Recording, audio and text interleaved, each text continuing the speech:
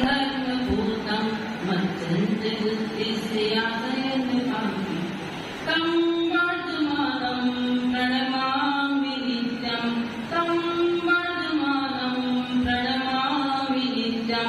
बोले तदर्शी महावीर भगवान की, वामकेश्वर बाहुबली भगवान की, अनंतानंद सिद्ध परमेश्वरी भगवान की। आचार्य देवी मुनि कुंजर आदि सिंधु महावीर कीर्ति गुरुवर तव पाद बंधु वात्सल्य मूर्ति गुरुवर श्री विमल सिंधु सूरी प्रधान गुरु सन्मति पाद बंधु सूरी प्रधान गुरु सन्मति पाद बंधु। बोलो परम पूज्य चतुर्श्री महावीर भगवान की, परम पूज्य चतुर्श्री महावीर कीर्ति जी महाराज की, परम पूज्य चतुर्श्री विमल सागर जी महाराज की, तपस्वी सम्राट श्री सन्मति सागर जी महाराज की। कुंद कुंद सी ज्ञान प्रवृत्ति वीर सैन सी वाणी है, समंत भद्र सी तार्किक शक्ति इनमें बड़ी निराली है। सागर संगम धीर हृदय है, रवि समय उपकारी है। ऐसे गुरुवर सुंदर सागर जी को दुख त्रिकाल हमारी है, दुख त्रिकाल हमारी है। बोलो परम पूज्य श्री सुंदर सागर जी महाराज की। विद्या के सागर थी, ज्ञान की भंडार करती थी माता, हम सब पे ये उपकार। जय गुरु माँ विजयवती माँ, जय गुरु माँ विजयवती माँ। तेरे ज्ञान की बातों को हम भूल न भुलाएंगे, याद करें इनको हम शीश झुकाएंगे। जय गुरु माँ विजयवती माँ, जय गुरु माँ विजयवती माँ। बोलो परम पूज्य प्रथम गणेश विजयवती माता जी की जय। धर्म की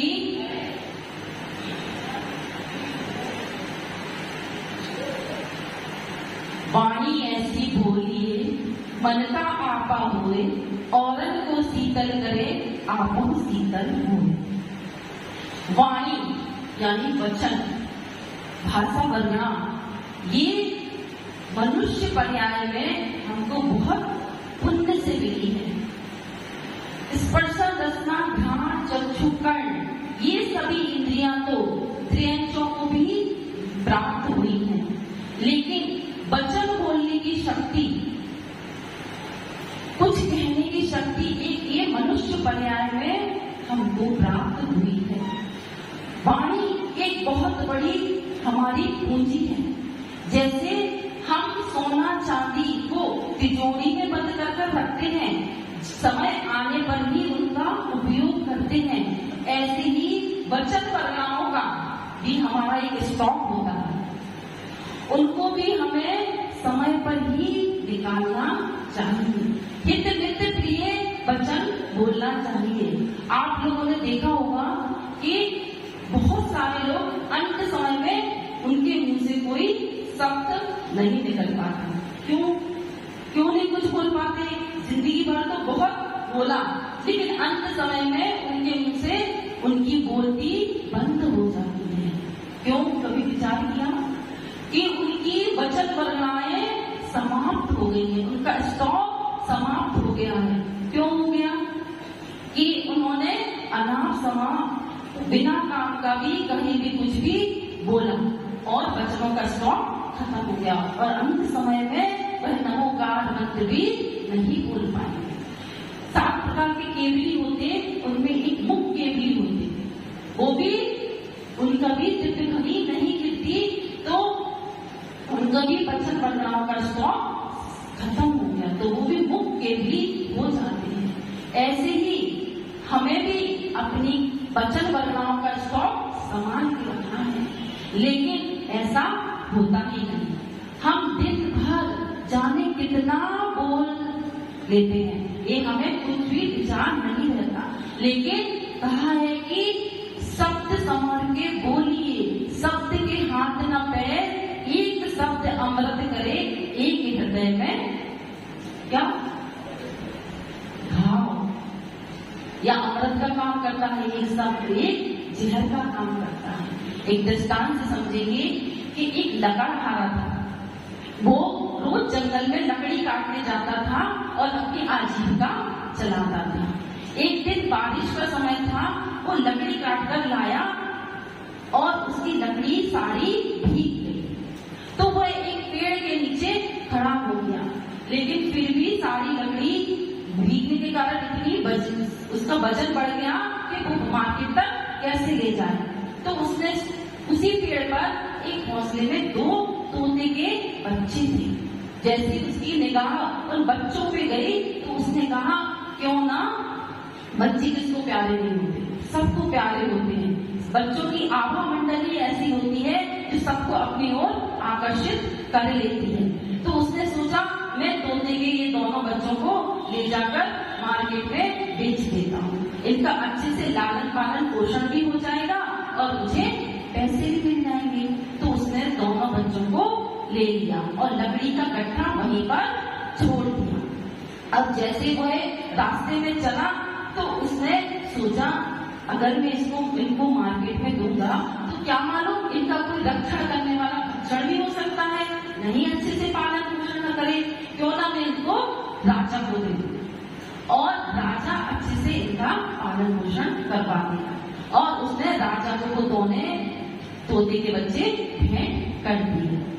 जैसे ही राजा के पास वो तोते के बच्चे गए तो राजा ने बहुत सारा उसको धन दे दिया और वह धन प्राप्त करके अपने घर चला गया। यहाँ पर क्या हुआ, मंत्री बहुत होशियार था, वह राजा को एक शिक्षा देना चाहता था प्रैक्टिकल रूप में, थ्योरी में नहीं, क्योंकि कोई भी चीज जब हम प्रैक्टिकल रूप में देखते हैं, समझते हैं, करते हैं तो वो जल्दी हमारे दिमाग पर बैठ जाती है।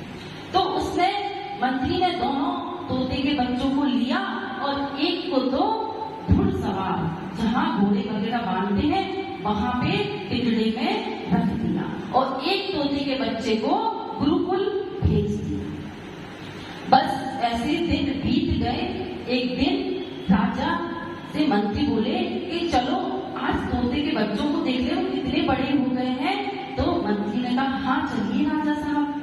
तो दोनों जैसे ही घुड़सवार के वहां गए जहाँ घोड़े वगैरह बांधते थे घुड़साला, तो वह तोते का बच्चा देखते क्या बोला, चल चल पीछे हट, चल चल पीछे हट। राजा के कान में जैसे ही ये शब्द गए तो राजा को बहुत तेज क्रोध आ गया कि ये पक्षी का बच्चा इतना छोटा और मेरे से ऐसे बात कर रहा है।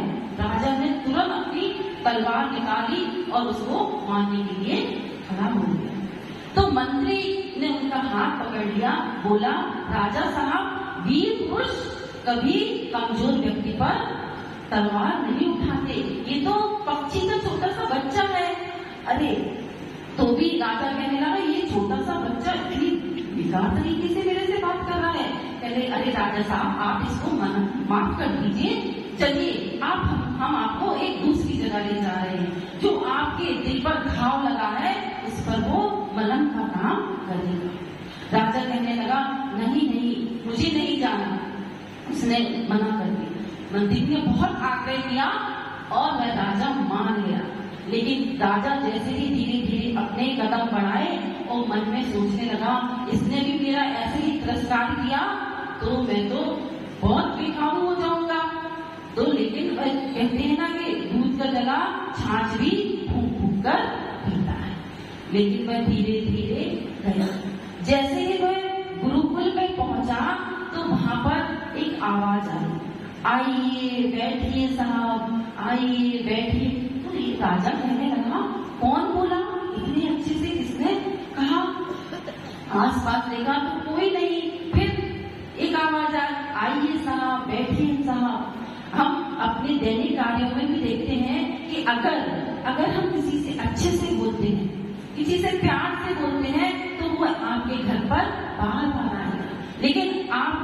किसी से अच्छे से बात नहीं करें, आओ बैठ जाओ खा लो, ऐसे बुरे शब्दों का प्रयोग करेंगे तो एक बार तो कोई आ जाएगा पर दोबारा आने का नाम नहीं लेगा।